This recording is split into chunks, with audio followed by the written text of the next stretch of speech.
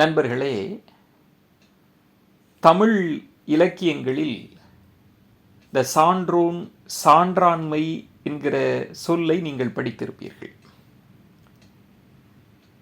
இந்த சொற்களை வாசித்திருப்பீர்கள். ஈன்ற பொழுதும் பெரிதுவக்கும் தன்மகனை சான்றோன் என கேட்ட தாய் என்று வள்ளுவன் பேசுவான். ஒரு தாய்க்கு குழந்தை பிறந்ததை காட்டிலும் என்ன மகிழ்ச்சி அப்படின்னா, அவனை இந்த சமூகம் சான்றோன் என பாராட்டுவது. ஒருத்தனை சான்றோன் அப்படின்னு பாராட்டி விட்டால் அது தாய்க்கு குழந்தை பெற்ற பாக்கியத்தை விட மகிழ்ச்சியானது அப்படின்னு வள்ளுவன் சொல்லுவான். பாண்டிய அவையில் கண்ணகி ஒரு கேள்வி கேட்பாள். இந்த நீதி பற்றி பேசுகிற போது இலக்கியங்களிலே சான்றாண்மை, சான்றோன் என்கிற வார்த்தை வரும். அவள் கேட்பாள், உங்கள் நாட்டில் சான்றோர்களே கிடையாதா? இந்த அக்கிரமத்தை பார்த்துட்டு இருக்கிறீங்களே, சான்றோர்களே கிடையாதா? புறநானூற்று பாடல்களை படிக்கிற போது மன்னர்களை பாட வந்த புலவர்கள், மன்னனுடைய பராக்கிரமங்களை, வீரத்தை பற்றி பாட வந்த புலவர்கள், அதில் ரொம்ப நுணுக்கம் செய்திருப்பார்கள் நம்ம புறநானூற்று புலவர்கள். என் மன்னன் யார் தெரியுமா? என் மன்னனுடைய வீரம் தெரியுமா? என் மன்னனுடைய கொடை தெரியுமா? அப்படிலாம் பேச வந்த புலவர்கள் சில இடங்களில் சொல்லுவாங்க, என் மன்னன் சான்றோன் வழி நடப்பவன், சான்றோர்களின் பாதை வலுவாது நடக்கக்கூடியவன் என் மன்னன், அப்படி பேர் பெற்ற வேண்டா அப்படின்னு புலவன் ரொம்ப கர்வமா பேசுவான். வேதத்தின்படி நடப்பவன் அல்ல, சான்றோர்களின்படி அந்த வழிப்படி நடக்கக்கூடியவன் என் மன்னன் என்று புறநானூறு பேசுகிறது. எனக்கு இந்த சான்றாண்மை, சான்றோன் என்பதை தமிழ் இலக்கியம் என்னவாக பதிவு செய்திருக்கிறது, நம்ம முன்னோர்கள் சான்றாண்மை குறித்தும் சான்றோர் குறித்தும் என்ன நினைக்கிறார்கள் அப்படின்னு நான் தேடி பார்க்கிறேன். இலக்கிய சோலைக்குள் உலாவ போக ஆரம்பித்தேன். அந்த சிந்தனைகளைத்தான் உங்களோடு பகிர்ந்து கொள்ள விரும்புகிறேன். இலக்கிய சிவஞர்களுக்கு ஒரு இலக்கிய சிந்தனைகளை பரிமாறலாம், இந்த சிந்தனைகளில் ஒரு பரிமாற்றம் செய்து கொள்ளலாம் என்பதுதான் நோக்கம். தமிழர்கள் இரண்டு விடயங்களை தங்களது உயிர்களுக்கு மேலாக பார்த்தார்கள். தன் உயிருக்கு மேலாக இரண்டு விடயங்களைத்தான் தமிழன் பார்த்தான். இது என்ன? மொழியை பார்த்தான். என் உயிரை காட்டிலும் என் மொழி பெரிது என்று தமிழர்கள் கருதினார்கள். இரண்டாவது, உயிரை காட்டிலும் பெரிதாக ஒன்றை முன்னிறுத்த வேண்டும். தமிழன் எதை முன்னிறுத்தினான் தெரியுமா? ஒழுக்கத்தை முன்னிறுத்தினான். மொழியும் ஒழுக்கமும் தான் தமிழனது இரு கண்கள் என்று சொல்லலாம். ரெண்டு விழுமியங்கள் தான் தமிழன் கொண்டாடிய விழுமியங்கள், வேல்யூஸ் என்று சொல்வார்கள். அந்த ஒழுக்கத்தை தாங்குகிற ஒரு ஒரு அஸ்திவாரத்தினை போல சான்றாண்மை இருக்கிறது. அதான் ரொம்ப நுணுக்கம்ங்க, அதான் ரொம்ப நுட்பம். தமிழர்கள் சான்றாண்மை குறித்து எப்படி சிந்தித்தார்கள் என்றால், இந்த சான்றாண்மை என்கிற சொல்லை நீங்கள் மொழிபெயர்ப்பு செய்து பிற மொழிகளில் இதன் அர்த்தம் தேடினால் தமிழ் தருகிற அர்த்தத்தை தராது. இந்த சான்றாண்மை என்கிற சொல் ரொம்ப கனமான சொல், ரொம்ப ஆழமான பொருள் கொண்ட சொல் சான்றாண்மை. அறம் என்கிற சொல்லையும் நீங்கள் அர்த்தப்படுத்துவது அவ்வளவு எளிதானதல்ல. அறத்திற்கு நிகராக சான்றாண்மையை வைத்திருக்கிறார்கள் தமிழர்கள். எனக்கு ரொம்ப ஆச்சரியமாக இருக்கும்.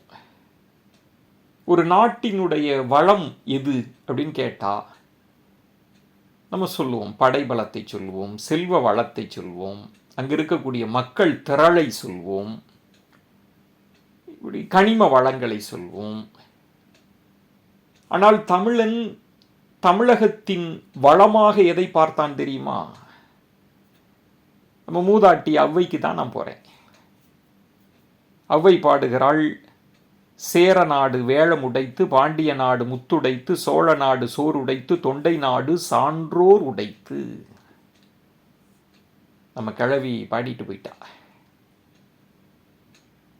எங்கள் நாட்டினுடைய வளங்கள் எது தெரியுமா? நில வளமாகிய நெல், மலை வளமாகிய யானை, கடல் வளமாகிய முத்து, மக்கள் வளமாகிய சான்றோர். அவை பயன்படுத்துகிறாள். மக்கள் வளம் என்பதே சான்றோர்கள் தான். எண்ணிக்கையை சொல்லல அவை. சான்றோர்கள், நெல்லும் யானையும் முத்தும் சான்றோர்களும் தான் தமிழகத்தின் வளங்கள் என்று அவை பேசுவாள். ஆண்மை சான்றாண்மை ஏறக்குறைய ரெண்டும் ஒன்று போல் தெரியும். இந்த சொல்லிலிருந்து அந்த சொல் வந்தது போல் தோன்றும். உண்மைதான். நீங்க ஆண்மை என்கிற சொல்லை எப்படி குறிப்பிடுகிறீர்கள்? வீரம், வலிமை, இது ஆண்மை என்று பொருள்படும். அந்த வீரத்திலும் வலிமையிலும் நீங்கள் அன்பையும் சகிப்புத்தன்மையையும் கலந்துவிட்டால் அது சான்றாண்மை ஆகிவிடும். தமிழன் யோசித்திருக்கிறான். வீரமும் வலிமையும் அன்பும் சகிப்புத்தன்மையும். சான்றாண்மைக்கு எப்படி இலக்கணம் வகுப்பது? அது எப்படிங்க? சான்றாண்மையோடு நான் வாழ வேண்டும் என்றால் நான் எப்படி வாழ வேண்டும் என்று கேட்கிறான் நம் முன்னோர்களிடத்தில். நம் முன்னோர்கள் சொல்கிறார்கள், சான்றாண்மைப்படி நீ வாழ வேண்டும் என்றால் ஒன்றும் செய்ய வேண்டாம். சான்றாண்மை என்பது என்ன தெரியுமா? தன்னை ஆள்வது. அதனாலதான் முனிவர்களுக்கு, துறவிகளுக்கு சான்றாண்மை இலக்கணமாக வைத்தார்கள். தன்னை ஆள்வது. தன்னை ஆள்வது என்பது என்ன? மனதை கட்டுப்படுத்துவது, புலன்களை அடக்குவது என்கிற பொருள்பட நம்ம பார்த்துருக்கிறோம். ஆனால் தமிழர்கள் ஒரு இடத்துல ரொம்ப நுணுக்கமாக யோசித்திருக்கிறார்கள். இந்த சிந்தனை என்னை ரொம்ப வியக்க வைத்தது. நல்ல குணங்கள், குணநலன்கள் தன்னை விட்டு பிரியாது அதனை அடக்கி ஆள்வது, உனக்குள் ஒன்றுபடுத்திக் கொள்வது, அதுதான் தன்னை ஆள்வது என்ற பொருள் சொன்னார்கள். ரொம்ப ரொம்ப ஆச்சரியமாக இருந்தது. புறவயத்தில் இருக்கக்கூடிய விடயங்கள் நம் மீது தாக்கம் செலுத்துகின்றன. நம் புலனடக்கத்தை தளர்த்தி விடுகிறோம், தவறு செய்து விடுகிறோம். நம்ம அப்படிதான் நினைச்சிட்டு இருக்கிறோம். புறவயத்தில் நடக்கக்கூடிய செயல்களை செய்யாது இருத்தல் அப்படின்னு ஒரு பொருள்பட நம்ம யோசிக்கிறோம். ஆனால் தமிழர்கள் சொல்கிறார்கள், இயல்பிலேயே நல்ல குணங்கள் உன்னிடத்தில் இருக்கும், அது உன்னை விட்டு பிரியாது காத்து கொள்தல், அது சான்றாண்மை. உண்மை பேசுகிற குணம் இருக்கும், அது விட்டு பிரிகிற போது நீ பொய் பேசுவாய். நேர்மையாக இருக்க வேண்டும் என்கிற எண்ணம் உனக்கு இருக்கும், அதை விட்டு விலகிய பிறகு நீ களவு மேற்கொள்வாய். சான்றாண்மை குறித்து தமிழர்கள் எப்படியெல்லாம் யோசித்திருக்கிறார்கள். உலகத்தை வரையறுத்தான். எது உலகம்? உலகத்திற்கான வரையறை என்ன? சான்றாண்மை கொண்ட சான்றோன், அந்த சான்றோன் தான் உயர்ந்தோன், அந்த உயர்ந்தோர் தான் உலகம் என்று தமிழர்கள் யோசித்தார்கள். உயர்ந்தோர் அவன்தாண்டா உலகம். தொல்காப்பியம் சொல்கிறது, இந்த உலகம் உயர்ந்தோர் மேலே நிலைத்திருக்கிறது, நிலை பெற்றிருக்கிறது. உயர்ந்தோர் மேலே, உயர்ந்தோர்களினால் இந்த உலகம் இயங்கிக் கொண்டிருக்கிறது. தொல்காப்பியன் பேசுகிறான், உலகம் என்பது உயர்ந்தோர் மேற்றே. ரொம்ப ஆச்சரியமா இருக்கும். உலகம் என்பது சான்றோர்கள் தான், உயர்ந்தோர்கள் தான். புறநானூற்றில் ஒரு பாடல் உண்டு, உண்டால் அம்மை இவ்வுலகம் பிறர்க்கென வாழுதல் உண்மையானே. ரொம்ப அற்புதமான பாடல். தொல்காப்பியத்தை ஒட்டி வந்த புறநானூற்று பாடல். யாரா அறிவாளி? திரிகடிகம் சொல்கிறது, நல்ல ஒழுக்கமுடையவன் தான் அறிவாளி. அறிவு என்பது ஒழுக்கம். நான் சொன்னேன் இல்லையா, அந்த ஒழுக்கத்தை வைத்து அறிவை நிலைநிறுத்துகிறது திரிகடுகம். சீலம் இனிதுடையான் ஞாலம் எனப்படுவான் அப்படின்னு சொல்லும். இந்த சான்றாண்மை பற்றி தமிழ் இலக்கியங்கள் பேசிக்கொண்டே இருக்கிறது நண்பர்களே.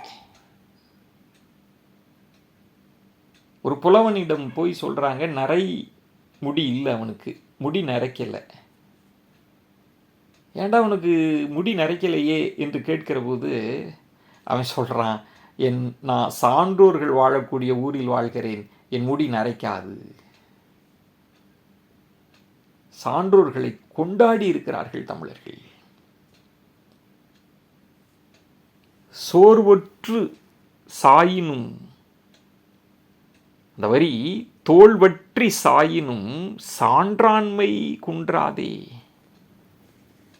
இப்போ சான்றாண்மை குறைச்சிக்காத, சான்றாண்மை பாதையிலிருந்து வழுவி விடாதே என்கிறது நம் நீதி நூல்கள். நான் இதையெல்லாம் தாண்டி உங்களுக்கு ஒன்று சொல்வேன். சான்றாண்மை பற்றி பேசுவதினால், அது பற்றி யோசிப்பதினால்,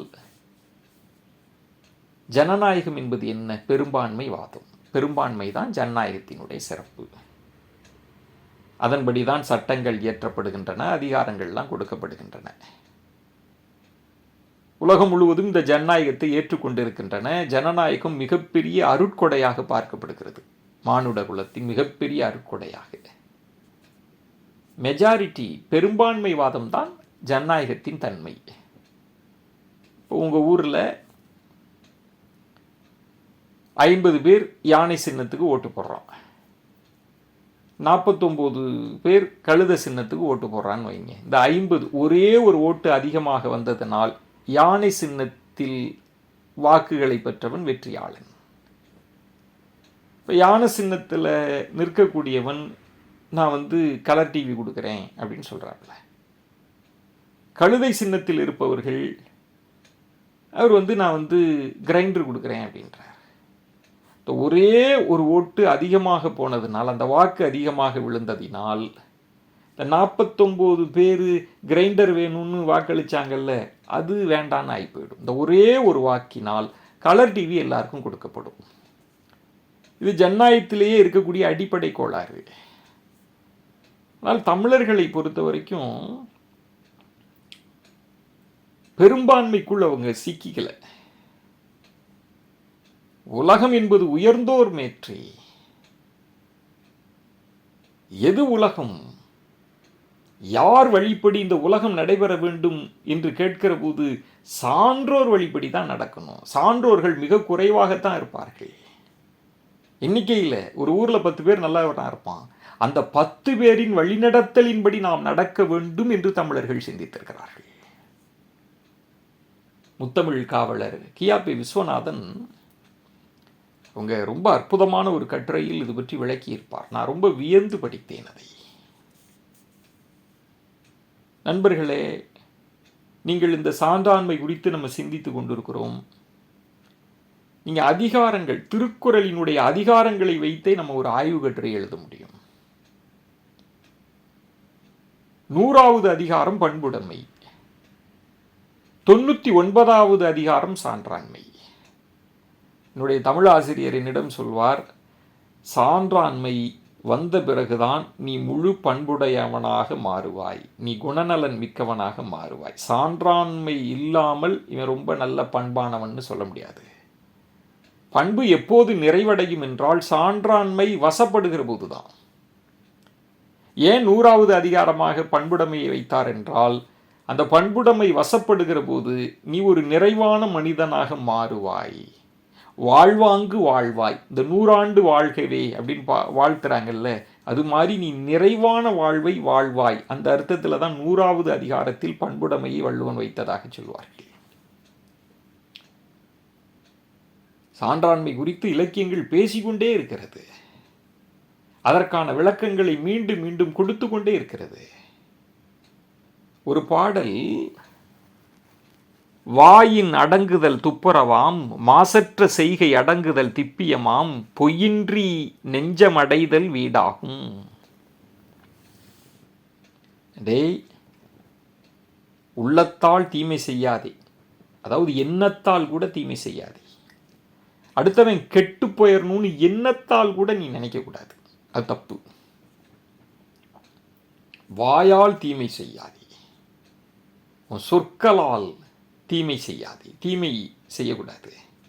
உன் செயல்களால், உடலால் தீமை செய்யக்கூடாது. இப்படின்னு ஒரு பாடல் உண்டு. எல்லாமே தீமை, தீமையை செய்யாதே அப்படின்னு வரும். வள்ளுவன் தீமை என்ற சொல்லை பயன்படுத்தாமல் இதன் அர்த்தத்தை இன்னொரு குறள்ல கொண்டு வந்திருப்பான். வாயின் அடங்குதல் துப்புரவாம், மாசற்ற செய்கை அடங்குதல் திப்பியமாம், பொய்யின்றி நெஞ்சமடைதல் வீடாகும். அந்த பாடலுக்கு நிகராக நேர்மறையாக ஒரு பாட்டு, தீமைன்ற சொல்லை பயன்படுத்தாமல், கடன் என்ப நல்லவை எல்லாம் கடன் அறிந்து சான்றாண்மை மேற்கொள்பவருக்கு. இதெல்லாம் நல்ல குணங்கள், நல்ல கடமைகள் என்று அதாவது அதை கடைபிடிக்கக்கூடிய சான்றோருக்கு அந்த குணநலன்கள், அந்த கடமைகள் அவையெல்லாம் வசமாகும் அப்படின்னு வள்ளுவன் பேசியிருப்பான். ரொம்ப இயல்பாக சான்றோர்களுக்கு இந்த குணங்கள் வசப்படும் அப்படின்னு நான் நண்பர்களுக்கெல்லாம் சொல்வேன். இது ரொம்ப முக்கியம். கல்வியா, கேள்வியா, கேள்வி ஞானமா, செல்வமா, அழகா, நீங்கள் வச்சிருக்கிற ஆடம்பரமான வாகனமா, ஆடையா, அணிகலனா, பட்டமா, பதவியா, இது இருக்கலாம், இல்லாமல்லாம் இருக்கலாம். இதையெல்லாம் வைத்துக்கொண்டு ஒரு மனிதன் அளவிடப்படுவதில்லை. குணநலன் தான் முக்கியம். சான்றோன்மை குறித்து பேசக்கூடிய இலக்கியம் இதைத்தான் சொல்கிறது. குணநலன் மிக முக்கியம். இந்த கல்வி, கேள்வி, செல்வம், அழகு, வாகனம், ஆடை, அணிகலன், பட்டம், பதவி, இது எதுவுமே இல்லாமல் இருக்கலாம், பிரச்சனை இல்லை. ஆனால் குணநலன் இல்லாது போனால் ஒன்றுமில்லை. இது எல்லாம் பெற்று குணநலன் இல்லாமல் போய்விட்டால் வாழ்க்கை பூர்த்தி, அது முழுமையடையாது. நான் சொல்வேன், சான்றாண்மைக்கு 5 குணங்களை சொல்கிறார்கள். எல்லார்ட்டையும் அன்பா இருக்கணும். நன்றாக யோசித்துக் கொள்ளுங்கள். அனைவரிடத்திலும் அன்பாக இருத்தல். பழிக்கு அஞ்சி வாழ வேண்டும், இது ரொம்ப முக்கியம். பழிக்கு அஞ்சி வாழ்தல் ரொம்ப முக்கியமான குணம். நாணுதல், தப்பு செய்கிற போது உடம்பு கூசுது அப்படின்னு சொல்லுவாங்கல்ல, பழிக்கு அச்சப்படணும். ஐயோ, சான்றோர்கள் நம்மை தவறாக நினைத்து விடுவார்களோ என்று பதைபதைப்பு நமக்கு ஏற்பட வேண்டும், அது ரொம்ப முக்கியம். எல்லாரையும் உற்ற உறவாக எண்ணி வாழ்தல், எல்லாருக்கும் உதவி செய்தல், அடுத்து உண்மையை பேசுதல், இது எல்லாம் சான்றாண்மைக்கு முக்கியமான குணம். இலக்கியங்கள் பேசுகிறது 5 குணம்: அன்பு, அஞ்சி வாழ்தல், உற்ற உறவு, உதவுதல், உண்மை. தான் ரொம்ப முக்கியம். இந்த குணநலன்கள் மிக மிக மிக மிக மிக மிக மிக மிக முக்கியம். ஆனால் சிலர் இந்த 5ஐயும் என்னால் கடைபிடிக்க முடியவில்லை அப்படின்னு சொல்லலாம். வள்ளுவன் சொல்கிறான், அப்படியா, பரவாயில்ல, இப்போ இந்த 2ஐயாவது கடைபிடி, அது சான்றாண்மைக்கு உரியது. இந்த 2 குணநலன்கள் இருந்தால் அது சான்றோனாக உன்னை கருத வைக்கும். வள்ளுவன் சொல்கிறான், உயிர்களை கொல்லாதே, பிறர் தீமை சொல்லாதே. உயிர்களை கொல்லாது இருத்தல் நோன்பு, பிறர் தீமை சொல்லாது இருத்தல் சால்பு என்று வள்ளுவன் சொல்வான். கொல்லர் நலத்தை விட பிறர் தீமை சொல்லா நலமே சிறந்தது என்கிறது இலக்கியம், தமிழ் நீதி நூல்கள். வாழ் இல்லாம கூட ஒருத்தன் கொல்லாம இருந்துடலாம். வாழ் இல்லாது கூட ஒருவன் கொலை செய்யாது இருந்துவிடக்கூடும். ஆனால் ஒருவன் இருந்தும் தீமையான சொற்களை சொல்லாது இருக்கிறான் பார், அதுதான்டா ஆண்மை என்று சொல்கிறது நீதி நூல்கள். நீங்க வாளை கூட அடக்கி ஆண்டுவிட முடியும். ஆனால் இந்த நாவை வைத்து கொண்டு சொற்களை அடக்கி ஆளுதல் இருக்குல்ல, அது சாதாரண விடயம் கிடையாது. நீ சொற்களை அடக்கி ஆள்வது அது சான்றோன்மைக்கு உரியது. நாவை அடக்கி ஆளுதல், எவ்வுயிரும் தன்னுயிர் போல வாழ்தல் ரொம்ப முக்கியம். தீமை செய்தவருக்கும் நன்மை செய்துவிடல், இதெல்லாம் சான்றாண்மைக்கு உரியது. இதெல்லாம் சான்றோன். வெவ்வேறு இடத்தில் இந்த சான்றாண்மை குறித்து, சான்றோன் குறித்து பேசிக்கொண்டே இருக்கிறது. இந்த சான்றோனுக்கான இலக்கணங்களை தமிழ் நீதி நூல்கள் வகுத்து கொண்டே இருக்கின்றன. எனக்கு திருக்குறளில் ரொம்ப முக்கியமான குறள், இந்த சான்றாண்மை குறித்தும் சான்றோன் குறித்தும் அதன் பெருமைகள், அதனுடைய வரையறை என்ன, இதெல்லாம் வகுத்த வள்ளுவன் ஒரு இடத்தில் சொல்வான், எச்சரித்து விட்டு போவான். அதுதான் உங்களுக்கான செய்தி நண்பர்களே. சான்றவர் சான்றாண்மை குன்றின் இரு நிலத்தான் தாங்காது முன்னோ பொறை. ரொம்ப முக்கியமான குறள். அதை மட்டும் மனதில் வைத்துக் கொள்ளுங்கள். ஒரு நாட்டில் இருக்கக்கூடிய நல்லவர்கள், உயர்ந்தவர்கள், ஒழுக்கமுடையவர்கள், சான்றோர்கள், அவங்களுடைய குண நலன்கள் குன்றி போகுது அப்படின்னு வச்சுக்கோ, அவன் தப்பு செய்யறான்னு வச்சுக்கோ, இந்த பூமி தாங்காதுரா. இந்த பூமி பொழந்து அழிஞ்சு போயிரும்டா. இந்த பூமிக்கு அழிவு நிச்சயம்.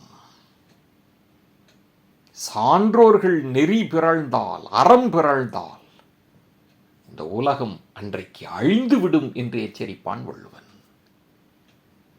ரொம்ப ஆச்சரியமாக இருக்கும். தமிழர்கள் எப்படியெல்லாம் வாழ்வியலுக்கான, வாழ்க்கைக்கான இலக்கணங்களை தேடி இருக்கிறார்கள். நமக்கான நீதிகளை எப்படியெல்லாம் வகுத்து கொடுத்திருக்கிறார்கள். நான் ரொம்ப பிரமித்து போவேன். இலக்கிய சோலைக்குள் உலா வருகிற போது இந்த சான்றாண்மை, சான்றோன் என்கிற அந்த மரத்தில், அந்த மிகப்பெரிய ஆலமரத்தில் கொஞ்ச நேரம் இளைப்பாரி இருந்தேன். அந்த கிளைகளிலே நீங்களும் என்னோடு கிளை பற்றி வந்தமையால் மட்டற்ற மகிழ்ச்சி அடைகிறேன். உங்களோடு இந்த சிந்தனைகளை பகிர்ந்து கொண்டதில் மிக்க மகிழ்ச்சி. இன்னொரு தருணத்தில் உங்களை சந்திக்கிறேன். இலக்கியம் குறித்து பேசுவோம், உரையாடுவோம். ஒரு சேர இலக்கிய சோலைக்குள் உலா வருவோம். நன்றி, வணக்கம்.